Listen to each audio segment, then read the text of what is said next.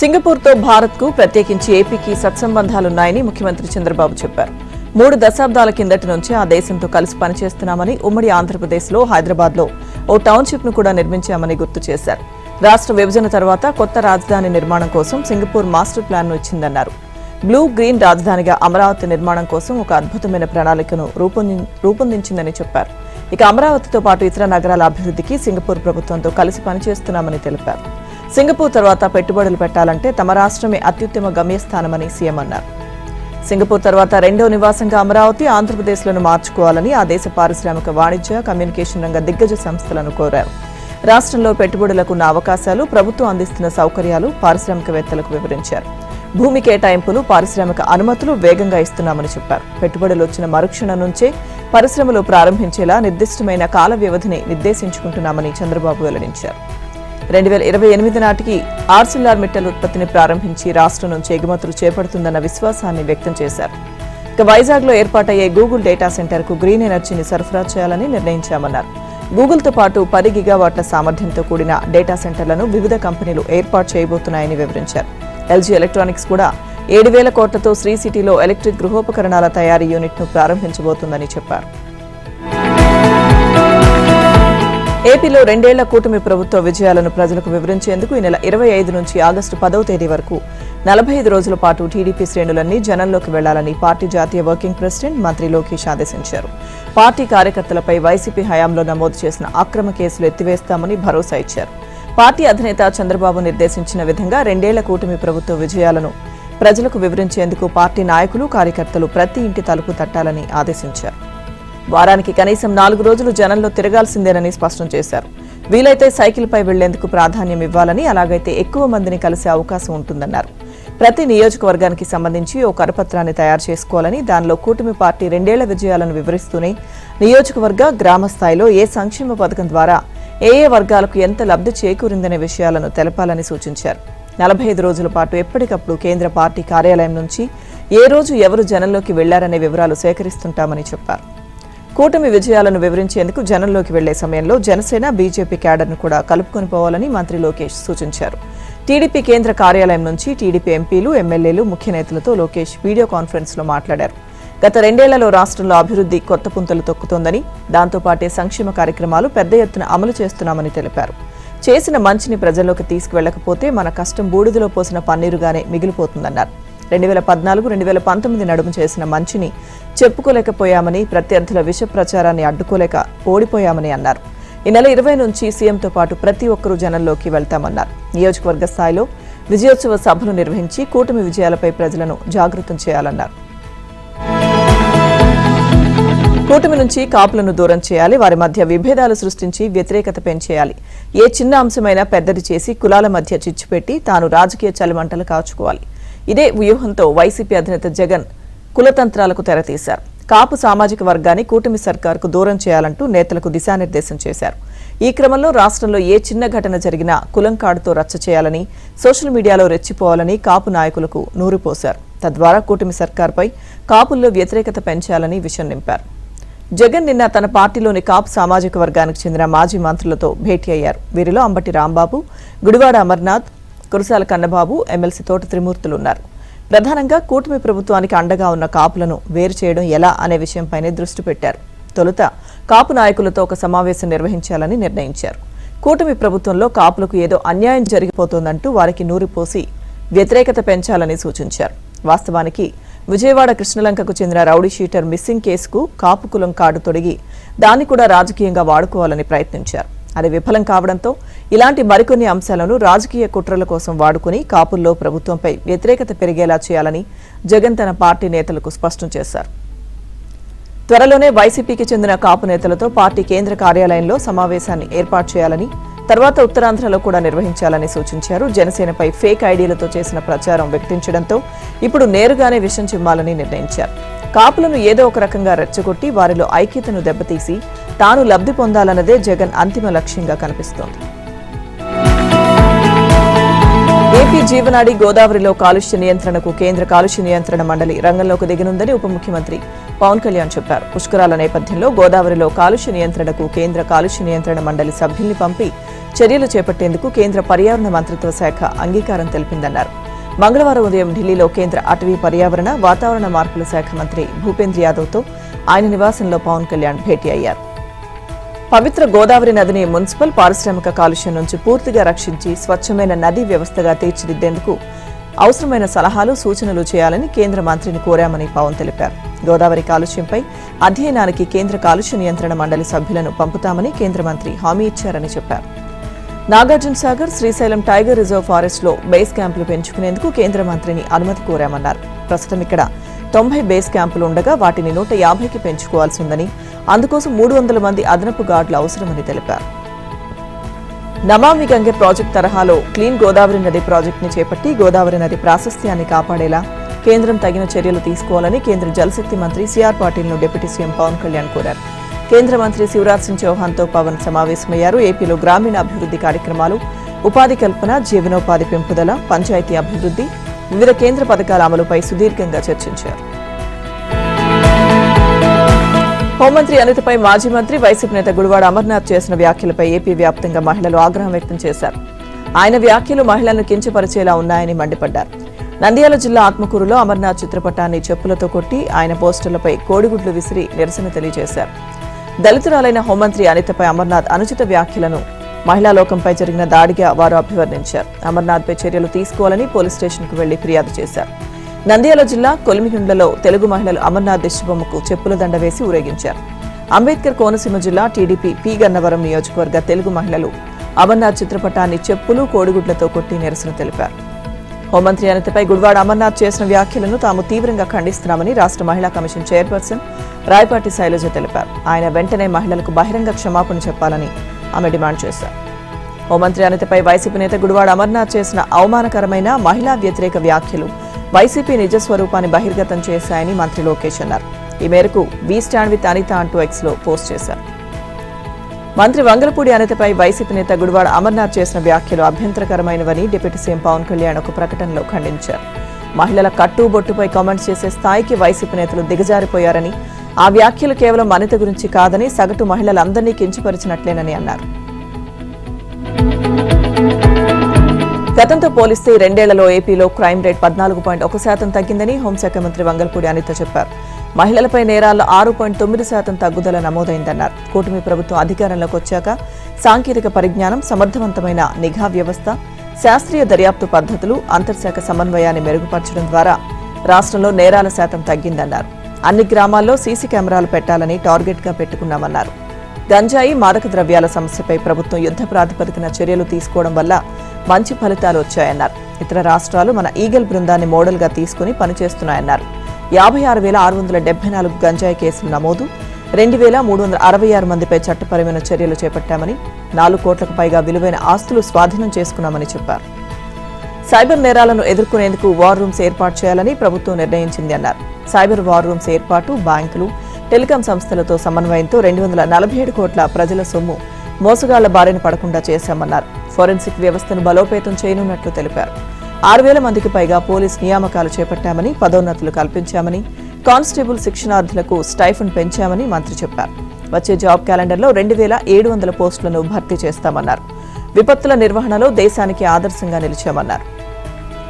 YCP నేత గుడివాడ అమర్నాథ్ విజ్ఞత లేకుండా మాట్లాడారని, అలాంటి వాళ్ల గురించి మాట్లాడి తనను తాను తగ్గించుకోదలుచుకోలేదని అన్నారు. ఇక మహిళల్ని కించపరిచేలా మాట్లాడుతున్న వారికి మరో వేదికపై సమాధానం చెబుతానన్నారు. తల్లికి వందనం పథకం నగదును జూలై 3వ వారంలో విడుదల చేయనున్నట్లు పాఠశాల విద్యాశాఖ తెలిపింది. మానవ వనరుల అభివృద్ధి శాఖ మంత్రి నారా లోకేష్ నిన్న విద్యాశాఖపై సమీక్ష నిర్వహించారు. ప్రతి విద్యార్థికి తల్లికి వందనం నగదు అందించేందుకు చర్యలు తీసుకోవాలని అధికారులను ఆదేశించారు. ఇక జూలై 3వ వారంలో విడుదలకు చర్యలు తీసుకుంటున్నట్లు అధికారులు మంత్రికి తెలిపారు. ఈ పథకం అమలు కోసం తల్లుల ఆధార్ వెరిఫికేషన్ ప్రక్రియ త్వరలో పూర్తవుతుందని అన్నారు. ఈ నెల 29న షైనింగ్ స్టార్స్, జూలై 3వ వారంలో మెగా పిటిఎం నిర్వహిస్తామని చెప్పారు. ప్రభుత్వ పాఠశాలల్లో అడ్మిషన్లు పెంచేందుకు ప్రత్యేక చర్యలు చేపట్టాలన్నారు. ఉన్నత విద్యలో ప్రవేశాలకు నిర్వహించిన పరీక్షల ఫలితాలను విడుదల చేసి నిర్ణీత సమయంలో అడ్మిషన్లు జరిగేలా చూడాలని మంత్రి లోకేష్ చెప్పారు. జాతీయ స్థాయిలో ఇతర రాష్ట్రాల్లో జరిగే ప్రవేశ పరీక్షల తేదీలను చూసి విద్యార్థులకు ఇబ్బంది లేకుండా ఇక్కడ పరీక్షలు నిర్వహించాలన్నారు. రాష్ట్రంలోని ప్రభుత్వ ఇంజనీరింగ్, పాలిటెక్నిక్ కాలేజీల్లో సీట్ల పెంపుకు చర్యలు తీసుకోవాలన్నారు. వానాకాలం రైతు భరోసా నిధుల విడుదలపై తెలంగాణ ప్రభుత్వం కీలక నిర్ణయం తీసుకుంది. వీటిని 9 రోజుల్లోనే రైతులకు జమ చేయాలని భావిస్తున్నట్టు తెలిసిందే. జూన్ నెలాఖరులో ఖమ్మం జిల్లాలో రైతులతో భారీ బహిరంగ సభ నిర్వహించి సీఎం రేవంత్ రెడ్డి చేతుల మీదుగా రైతు భరోసా నిధులను ఖాతాల్లో జమ చేయించనున్నట్లు సమాచారం.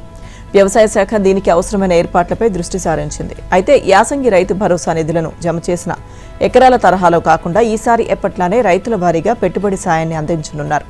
అంటే ఒక రైతుకు ఎంత విస్తీర్ణం ఉంటే అంతటికీ ఒకేసారి జమ చేయనున్నారు. దీనికోసం ఆర్థిక శాఖ నిధుల సమీకరణపై దృష్టి సారించింది. ఇక ఈ నెల 18న జరగనున్న కేబినెట్లోనూ రైతు భరోసా నిధులపై చర్చించనున్నట్టు తెలుస్తోంది. జూన్ నెలాఖరులో నిధుల జమ కార్యక్రమాన్ని మొదలుపెట్టి జులై మొదటి వారంలోపు ఈ ప్రక్రియ పూర్తి చేయాలని కూడా ప్రభుత్వం నిర్ణయించింది. 2025లో వానాకాలం రైతు భరోసా నిధులను జూన్ 16న ప్రారంభించి 22వ తేదీ వరకు అంటే 7 రోజుల్లోనే రైతుల ఖాతాల్లో 8,284 కోట్ల 66 లక్షలను జమ చేసింది. ఇక ఈ ఏడాది జూన్ 18 నుంచి 23 వరకు భారీ వర్షాలు కురవనున్నాయని వాతావరణ శాఖ చెబుతోంది. ఈ నేపథ్యంలో ఆ 4 రోజుల పాటు కార్యక్రమాలను వాయిదా వేయాలని ప్రభుత్వం ప్రాథమికంగా నిర్ణయించింది. దీంతో 23వ తేదీ తర్వాత చివరి వారంలో మంచి రోజు చూసుకుని రైతు భరోసా నిధుల విడుదల బహిరంగ సభను నిర్వహించనున్నారు. వచ్చే సీజన్లో కొనుగోలు సాఫీగా సాగేలా రైతులు ఎక్కడా ఇబ్బంది పడకుండా ఉండేలా ఇప్పుడే ఉన్నతాధికారుల కమిటీని ఏర్పాటు చేయాలని ముఖ్యమంత్రి రేవంత్ రెడ్డి ఆదేశించారు. వ్యవసాయ శాఖ కార్యదర్శి ఆధ్వర్యంలో పనిచేసే ఈ కమిటీలో వ్యవసాయ శాఖ డైరెక్టర్, పౌర సరఫరాల మేనేజింగ్ డైరెక్టర్, ప్లానింగ్ విభాగం కార్యదర్శి సభ్యులుగా ఉంటారని చెప్పారు. విత్తనాల పంపిణీ మొదలు పంట వేసినప్పటి నుంచి అన్ని గ్రామాల్లో రైతులు, పంటల వివరాల నమోదు, పంట ఉత్పత్తుల అంచనాలు, ధాన్యం కొనుగోలు పూర్తయ్యే వరకు వివిధ దశల్లో చేపట్టాల్సిన చర్యలు, తీసుకోవాల్సిన జాగ్రత్తలను ఈ కమిటీ ఎప్పటికప్పుడు పరిశీలిస్తుందని చెప్పారు. క్షేత్రస్థాయిలో పర్యవేక్షించడంతో పాటు అందుకు అవసరమైన ఆధునిక సాంకేతిక పరిజ్ఞానాన్ని సమకూర్చుకుంటుందని చెప్పారు. ఏ రైతు ఏ పంట వేశాడు, ఏ గ్రామంలో ఏ పంటలు ఎంత విస్తీర్ణంలో ఉన్నాయనే వివరాలను క్షేత్రస్థాయి పరిశీలనతో ఖచ్చితంగా నమోదు చేయాలని నిర్దేశించారు. రైతు వేదికలను ఇక నుంచి రైతులకు ఉపయోగపడే కేంద్రాలుగా తీర్చిదిద్దాలని ఆదేశించారు. ఎరువుల పంపిణీలో పారదర్శకత, వేగం పెంచేందుకు అన్ని రకాల ఫర్టిలైజర్లను యాప్ ద్వారా బుక్ చేసుకునే విధానాన్ని తీసుకురావాలని సీఎం రేవంత్ రెడ్డి ఆదేశించారు. యాప్ ద్వారా రైతులు బుక్ చేసుకున్న యూరియాను రైతు వేదికల ద్వారా పంపిణీ చేయాలని సూచించారు. యూరియా పంపిణీ బాధ్యతను అదనపు కలెక్టర్లకు అప్పగించాలని చెప్పారు. కనీస మద్దతు ధరలు, కేంద్రం నిర్దేశించిన కోటాను అనుసరించి రాష్ట్రంలో కొనుగోలు సాఫీగా జరిగేలా అన్ని చర్యలు చేపట్టాలని ఆదేశించారు. హైదరాబాద్ పుణె బుల్లెట్ ట్రైన్ మార్గంలో అనంతగిరి దగ్గర స్టేషన్ ఏర్పాటు చేయాలని ఉన్నతాధికారులను సీఎం రేవంత్ రెడ్డి ఆదేశించారు. అనంతగిరి నుంచి ఐటీ హబ్కు రవాణా సౌకర్యం కల్పించాలని, హైదరాబాద్ బెంగళూరు హైస్పీడ్ రైల్వే లైన్కు భారత్ ఫ్యూచర్ సిటీలో స్టేషన్ ఏర్పాటు చేయాలన్నారు. బుల్లెట్ రైల్ ప్రాజెక్ట్, వరంగల్ ఎయిర్పోర్ట్పై సీఎం సమీక్ష నిర్వహించారు. మలన్నూరు దగ్గర నల్లమల స్టేషన్, సోమశిల సమీపంలో మరో స్టేషన్ ప్లాన్ చేయాలని సూచించారు. టూరిజం ప్రాంతాలను దృష్టిలో ఉంచుకుని రైల్వే లైన్ ఉండాలన్నారు. శంషాబాద్ను బుల్లెట్ ట్రైన్ హబ్గా పిలవాలన్నారు. ఇక వరంగల్ ఎయిర్పోర్ట్ డిజైన్లపైన సీఎం అధికారులతో చర్చించారు. వరంగల్ ఎయిర్పోర్ట్లో కాకతీయ సామ్రాజ్యం, వారసత్వ సంపద అడుగడుగునా ఉట్టిపడేలా ఉండాలన్నారు. ఎయిర్పోర్ట్ ముందు భారీ ఐలాండ్ ఏర్పాటు చేయాలని సూచించారు. ఐలాండ్లో రాణి రుద్రమ విగ్రహం, అలాగే రుద్రదేవుడి విగ్రహాలతో పాటుగా భారీ నంది విగ్రహం ఏర్పాటు చేయాలని సూచించారు. ఎయిర్పోర్ట్ డిజైన్లపై ఢిల్లీ వెళ్లి ఎయిర్పోర్ట్ అథారిటీ అధికారులతో చర్చలు జరపాలని నిర్దేశించారు. కేంద్ర మంత్రి కిషన్ రెడ్డికి సీఎం రేవంత్ రెడ్డి బహిరంగ లేఖ రాశారు. మెట్రో మొదటి దశకు ఐఆర్ఎఫ్సీ రుణం, 2వ దశకు అనుమతుల విషయంలో మరింత జాప్యం చేయకూడదని, వీటిపై చర్చించేందుకు రైల్వే శాఖ మంత్రి అశ్విని వైష్ణవ్తో వెంటనే సమావేశం ఏర్పాటు చేయాలని కోరారు. ఇక సంబంధిత ఒప్పందాలు, ఆధార పత్రాలు అధికారులతో కలిసి ఆ సమావేశానికి హాజరై అన్ని వివరణలు ఇవ్వడానికి సిద్ధంగా ఉన్నానని తెలిపారు. తెలంగాణ నుంచి కేంద్రంలో సీనియర్ మంత్రిగా ఉన్న కిషన్ రెడ్డి ఈ విషయంలో బాధ్యత తీసుకుని ఐఆర్ఎఫ్సీ ద్వారా మంజూరైన రుణం విడుదలయ్యేలా చూడాలన్నారు. మెట్రో ఫేజ్ 2ను కేంద్రం, రాష్ట్రం 50:50 జాయింట్ వెంచర్గా ఆమోదించాలని కోరుతున్నామని, ఒకవేళ అనుమతులు ఆలస్యమైతే రాష్ట్ర ప్రభుత్వం తన సొంత వనరులు, సంస్థాగత రుణాల ద్వారా ముందుకు తీసుకెళ్లేందుకు సిద్ధంగా ఉందని స్పష్టం చేశారు. అందుకు అవసరమైన ముందస్తు అనుమతులను ఆలస్యం లేకుండా కేంద్రం నుంచి ఇప్పించాలని కోరారు. సీఎం రేవంత్ పై కేంద్ర మంత్రి కిషన్ రెడ్డి తీవ్ర ఆగ్రహం వ్యక్తం చేశారు. మెట్రో రైలు మొదటి దశ స్వాధీనం కోసం రాష్ట్ర ప్రభుత్వానికి రుణం రాకుండా తాను అడ్డుకున్నానని ఆరోపించడం దిగజారుడు రాజకీయాలకు నిదర్శనమన్నారు. ఆధారాలు లేకుండా ఆరోపణలు చేయడం ముఖ్యమంత్రి స్థాయి వ్యక్తికి తగదని అన్నారు. రేవంత్ ఆరోపణల నేపథ్యంలో ఈ విషయమై తాను కేంద్ర పట్టణాభివృద్ధి శాఖ మంత్రి ఖట్టర్తో ఫోన్లో మాట్లాడగా మెట్రో మొదటి దశ స్వాధీనం, రెండో దశ ప్రాజెక్టుకు సంబంధించి ఆర్థిక, సాంకేతిక అంశాల్లో తెలంగాణ ఇచ్చిన ప్రతిపాదనల వల్లే కొంత ఆలస్యం జరుగుతోందని చెప్పినట్లు వెల్లడించారు. ఐఆర్ఎఫ్సీతో రాష్ట్ర ప్రభుత్వానికి కుదిరిన ఒప్పందం ప్రకారం మెట్రో ద్వారా వచ్చే ఆదాయాన్ని అప్పు తీర్చేందుకే వినియోగించాల్సి ఉందని తెలిపారు. అయితే ముందుగా మెట్రో నిర్వహణ, కార్యకలాపాల కోసం ఖర్చు పెట్టాలని, మిగిలిన ఆదాయాన్ని ఫేజ్ 2 ఐఆర్ఎఫ్సీ రుణాల కోసం చెల్లించాలని ఖట్టర్ ప్రతిపాదించగా సీఎం రేవంత్ అంగీకరించలేదని తెలిపారు. ఇది చిన్న సమస్య అని, రాష్ట్ర ప్రభుత్వం కేంద్ర పట్టణాభివృద్ధి శాఖ చర్చల ద్వారా తేల్చుకోవాల్సిన అంశమని చెప్పారు. మెట్రో అంశంపై ఖట్టర్తో సమావేశానికి రేవంత్ ఎప్పుడొచ్చినా తాను కూడా వస్తానని, తనకు ఎలాంటి భేషజాలు లేవని కిషన్ రెడ్డి స్పష్టం చేశారు. మెట్రో స్వాధీనానికి రుణం ఇవ్వవద్దని తాను అన్నట్లు ఏ మంత్రి చెప్పారో రేవంత్ చెప్పగలరా అని ప్రశ్నించారు. తెలంగాణ ప్రాజెక్టులను అడ్డుకునే ఆలోచన తనకు లేదని, అటువంటి ఉద్దేశాలు కాంగ్రెస్కే ఉంటాయని ఎద్దేవా చేశారు. తాను ఆపితే ప్రాజెక్టులు ఆగవని సీఎం రేవంత్ దుందుడుకు విధానంతో మాట్లాడడం సబబు కాదని అన్నారు. సమగ్ర ఓటరు జాబితా రూపకల్పనలో భాగంగా భారత ఎన్నికల సంఘం చేపట్టిన ప్రత్యేక ఇంటెన్సివ్ రివిజన్తో పలు మార్పులు చోటు చేసుకునే అవకాశం ఉంది. తెలంగాణలో ఈ నెల 25 నుంచి చేపట్టనున్న ఈ కార్యక్రమంలో భాగంగా 2 చోట్ల నమోదైన పేర్లను, మరణించిన వారి పేర్లను తొలగించడం, చిరునామా మార్పులపై సవరణలు చేయడం వంటి ప్రక్రియలు నిర్వహిస్తారు. దీంతో పాటు అనర్హుల పేర్లను తొలగించి అర్హులను జాబితాలో చేరుస్తారు. ఇక ఈ కార్యక్రమంపై ఎన్నికల సంఘం ప్రత్యేక కార్యాచరణ అమలు చేస్తుంది. అయితే ఈ ప్రక్రియ అంతా 2002 నాటి ఓటరు జాబితా ఆధారంగా సాగుతుండటంతో ఆనాటి ఓటరు జాబితాలో లేని వారిని తాజా సవరణ జాబితాలో ఉంచుతారా, తొలగిస్తారా అన్న అయోమయం ప్రజల్లో నెలకొంది. ఓటర్ మ్యాపింగ్లో తమ ఓటు హక్కు ఎక్కడ గల్లంత అవుతుందోనని అనేక మంది ఆందోళన చెందుతున్నారు. ముఖ్యంగా 2002 తర్వాత వివాహమై అత్తగారిళ్లకు వచ్చిన మహిళలు, 2002 తర్వాతే ఓటు హక్కు సాధించిన యువతకు ఈ ప్రక్రియపై సరైన అవగాహన లేకపోవడంతో తికమక పడుతున్నారు. ఈ నేపథ్యంలో ప్రజల నుంచి వస్తున్న పలు సందేహాలు వాటికి ఎన్నికల సంఘం సూచిస్తోంది.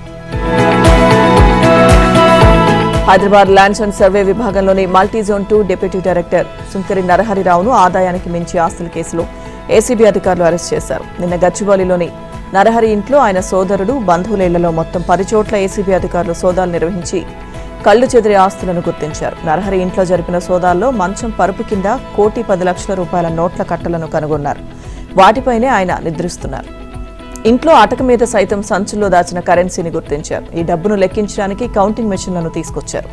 నరహరి ఇంట్లో మొత్తం 1,54,00,000, 1.3 కిలోల బంగారు ఆభరణాలు, 8 కిలోల వెండి వస్తువులు, ఖరీదైన కియా కార్, ఆయన బ్యాంకు ఖాతాలో 2,29,00,000 ఫిక్స్డ్ డిపాజిట్లు 54 లక్షలు, ఇక ఆయన పేరిట 2 బ్యాంకు లాకర్లు ఉన్నట్లుగా ఏసీబీ అధికారులు గుర్తించారు. లాకర్లను ఇవాళ తెరిచి చూస్తామని ఏసీబీ డీఎస్పీ శ్రీధర్ తెలిపారు.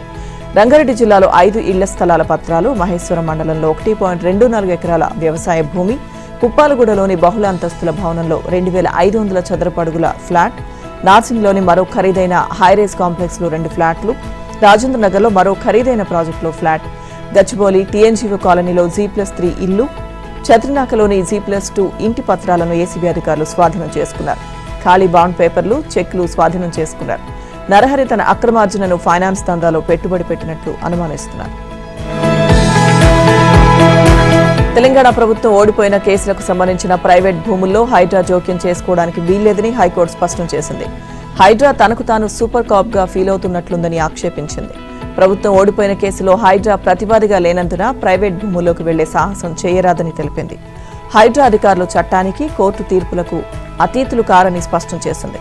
హైడ్రా పుట్టుకకు ఆధారమైన 2024 అక్టోబర్ 16 నాటి municipal administration and urban development GO 191కు లోబడి ఉండాలని స్పష్టం చేసింది.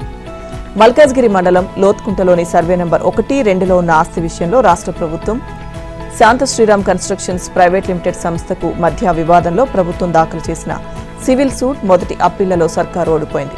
అయినా ఆ భూమిలో ప్రభుత్వం హైడ్రా ద్వారా జోక్యం చేసుకుంటుందని, ప్రైవేట్ భూమిలో హైడ్రా ప్రవేశించిందంటూ కోర్టు ధిక్కరణ పిటిషన్లు దాఖలయ్యాయి. ఇక ఈ పిటిషన్లపై ధర్మాసనం విచారణ చేపట్టింది. హైడ్రా కార్యాలయాలు, ఆఫీసర్లు ప్రభుత్వంలో ఒక భాగం మాత్రమేనని, గత వివాదాల్లో హైడ్రా ప్రతివాదిగా లేదనే కారణంతో ప్రతి ప్రైవేట్ భూమిలో తలదూర్చకూడదని వ్యాఖ్యానించింది.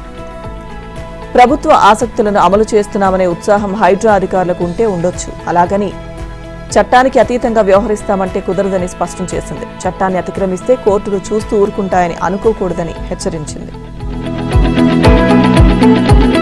ఏపీ ఏపీ తెలంగాణతో పాటు 12 రాష్ట్రాలపై ఎల్నినో తీవ్ర ప్రభావం చూపనుందని కేంద్ర వ్యవసాయ శాఖ ప్రకటించింది. తెలుగు రాష్ట్రాలతో పాటు తమిళనాడు, కర్ణాటక, మహారాష్ట్ర, ఒడిశా, జార్ఖండ్, గుజరాత్, యూపీ, రాజస్థాన్, బీహార్, మధ్యప్రదేశ్ రాష్ట్రాలు తీవ్ర ప్రభావానికి లోను కానున్నట్టు తెలిపింది. ఆయా ప్రాంతాల్లో జిల్లా స్థాయి సమన్వయ చర్యలు చేపట్టాలని కేంద్ర వ్యవసాయ మంత్రి శివరాజ్ సింగ్ చౌహాన్ ఆదేశించినట్లు తెలిపింది.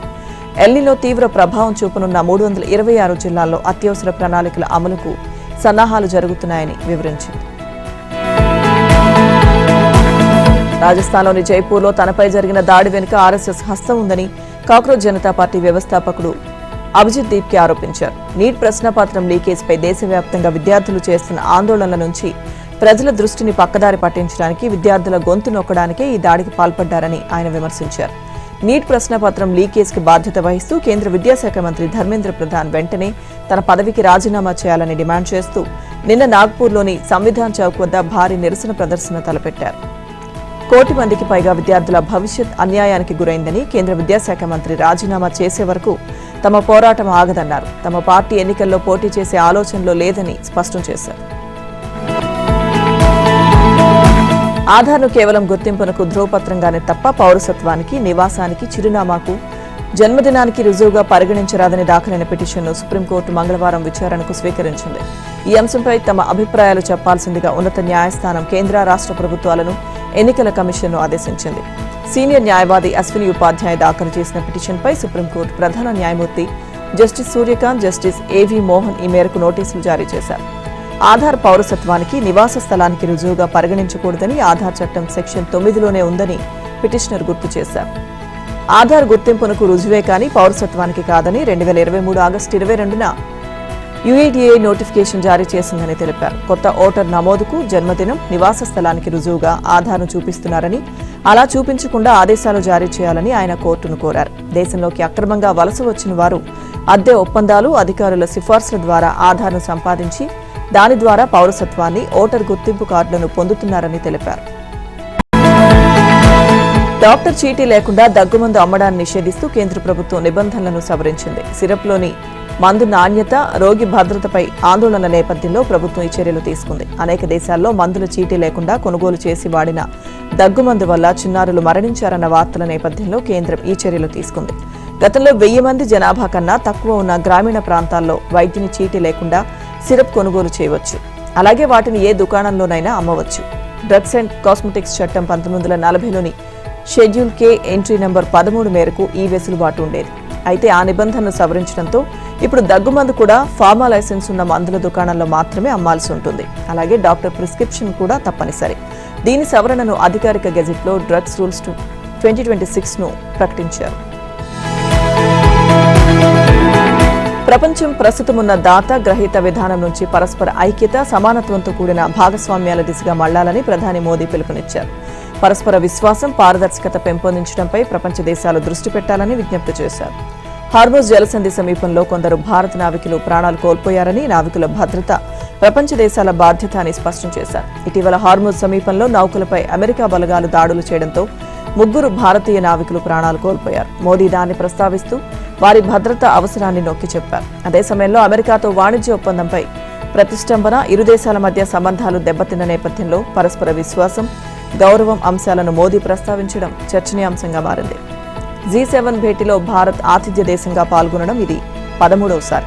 ప్రధాని మోదీ G7 సదస్సులో పాల్గొనడం ఇది వరుసగా 7వసారి కావడం విశేషం. G7 సదస్సుకు హాజరైన కెనడా ప్రధాని మెక్కార్నీ, యుఏఈ అధ్యక్షుడు షేక్ మొహమ్మద్ బిన్ జాయర్లతో ప్రధాని మోదీ విడివిడిగా భేటీ అయ్యారు. ద్వైపాక్షిక అంశాలపై చర్చలు జరిపారు. ఇవాళ అమెరికా అధ్యక్షుడు ట్రంప్తో మోదీ భేటీ కానున్నారు. ఇరు దేశాల మధ్య వాణిజ్య ఒప్పందం, పశ్చిమాసియా అంశాలు తదితర అంశాలపై వారు చర్చించనున్నారు.